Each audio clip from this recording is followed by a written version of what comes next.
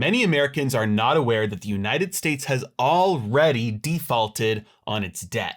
In fact, the United States has defaulted on its debt 3 separate times in US history. And given the current situation that the US government finds itself in, we're going to see that default is the only option from here on out. It's a question of when, not a question of if. The first time the United States defaulted on its debt was in 1934 when it defaulted on Liberty bonds. These bonds were payable in gold, meaning that American people who had loaned money to the government expected that they were going to be getting gold in return. Now, at that time, it was fairly commonplace for debt to have something called a gold clause, meaning that if the person who lent the money wanted to, they could demand repayment of that debt in gold. This was to put an anchor on inflation through an expansion of debt, because if there was too much debt and dollars were losing their value because the money supply had increased as a result of that debt,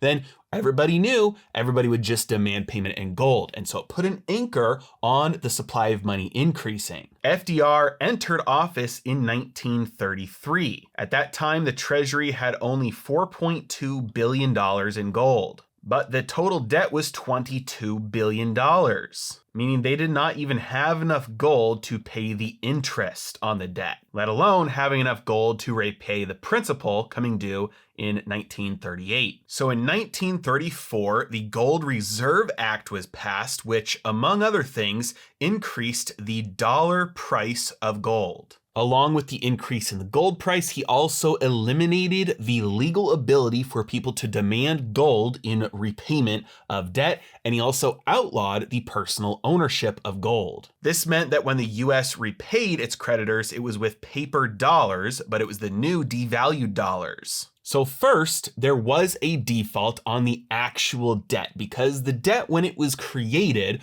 was a promise to repay a certain weight of gold. That was defaulted on, and that gold was never repaid. Further than that, there was a technical default involved because the purchasing power that was paid back was less than what was promised, because the new dollars had less purchasing power than the old dollars did. So while they may have gotten the same number of dollars that they had previously lent, it did not carry with it the same purchasing power as the old ones did. The second default happened in 1971, and this is one that many people are very familiar with. This is when Nixon closed the gold window. At this point in history, the rest of the world was still able to exchange dollars for gold, even though American citizens were not able to. So central banks around the world realized, hey, the US government probably doesn't have as much gold as the paper dollars that they've printed, so we're gonna go perform a run on the bank. We're going to go try and be the first ones to get our gold, because the dollar was a contract that said at any time you can come get gold by redeeming this paper. Well, the United States had fraudulently created too many of these contracts, these dollars. There was not enough gold to be redeemed. And so Nixon decided we're going to close the gold window and default on our obligation, our contractual promise to redeem these dollars for gold. When you promise to pay something and then you don't, that's a default. Obviously, the result of this was that all of the dollars that were in circulation started to decline in value extremely quickly, which led to the massive inflation of the 70s. But that's not even the end of the story. Fast forward to 1979, where we get the third US default. In April and May of 1979, there were computer malfunctions during a congressional debate over raising the debt ceiling. During this time, the US failed to make its payments on about $122 million in Treasury debt. The result of this delay in payment was that the US was sued by bondholders for breach of contract. Now, obviously, you might look at this one as relatively benign, as you could point to it being a computer glitch, a delay, but it did happen at a time when there was arguing in Congress over the debt ceiling. And while those payments were eventually made anyway, the contract was not fulfilled as those payments were not made on time. This was a temporary default. You're likely to hear from many sources over the coming months that the US has never defaulted on its debt before, before, so it would be a massive catastrophe if the US doesn't raise its debt ceiling right now and ends up defaulting. First of all, as we've seen here, this is not the case. 3 separate times within just the last 90 years, the United States has defaulted on its debt. Further than that, what we are able to see from these last 3 examples is that the situation we're in right now means default is the only option. Right now, the situation that the United States is in is that we have hit our current legal debt ceiling, meaning we have borrowed as much as we are legally allowed to borrow. Every time we hit this debt ceiling, there's arguing in Congress about what to do about it moving forward. And the result every single time is to increase that debt ceiling to allow us to borrow and spend even more. So that's the debt ceiling issue that the country is facing right now. We have 4 potential solutions, and I'm going to show you right now how every single one of them is actually a default. So what are these 4 solutions? Number 1, they're going to vote to raise the debt ceiling. Number 2, we've got something called the $1 trillion coin idea. The $1 trillion coin idea I've talked about in the past, but it's very simple. By law, the United States government is allowed to do something very unique with platinum coins that they're not allowed to do with anything else. The law specifies that the government is able to declare the value of a platinum coin as long as it's not declaring the value of the metal, just that one individual coin. This means that if the Treasury wanted to, they could make one coin out of platinum and legally declare it to be any value they want, such as $1 trillion, and then they would turn to the Federal Reserve, sell that coin to the Federal Reserve. The Federal Reserve would print up $1 trillion, credit it to the Treasury, and now the Treasury has $1 trillion to go spend on whatever they need. The third option is something I've also talked about before called the premium bond. The premium bond is just an accounting gimmick similar to the $1 trillion coin. Basically, the premium bond says, I'm going to borrow from you an amount different than what I'm saying I'm borrowing from you.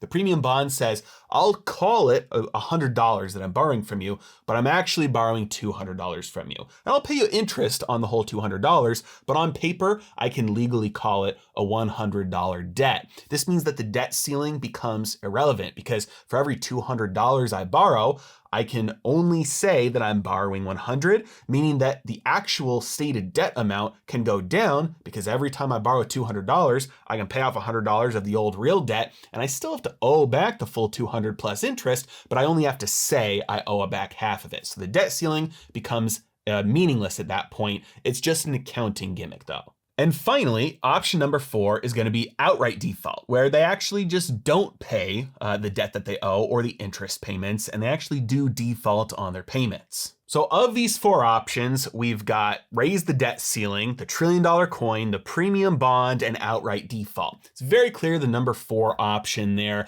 is actually default, right? Because they owe money, they can't figure out a way to get it to be able to pay it back, and so that's a default. The New York Times points out that many on Wall Street believe that the Treasury right now, if they got to that point, in order to stop defaulting on the debt, would prioritize payments just to its bondholders. But Janet Yellen points out that the Treasury is designed to pay all the bills and not prioritize one form of spending over another, even if it's debt payments. This means that if they decided to pay back part of the debt, but not any of their other obligations, it's still defaulting, maybe just not defaulting on its debt. Many people agree that if the United States decided to default on some or all of its obligations, it could plunge the world into a financial crisis. Many also think that right now the odds of a debt default is higher than it has been in many years. Now, this might be a topic for another time, but I personally think that outright default is the honest way to go. When we go over the other 3 scenarios, you might see why, and it would result in, yes, a lot of economic pain, but it would allow us to restart from a more solid foundation and have real growth moving forward. Now, we have the other 3 options here, and these all fall into the camp of a technical default because the result of each one of those, whether you raise the debt ceiling, whether you print the $1 trillion coin, or whether you do the premium bonds, all 3 of those allow the expansion of the money supply to pay the debt. So the number of dollars is going to be delivered the way that it was promised.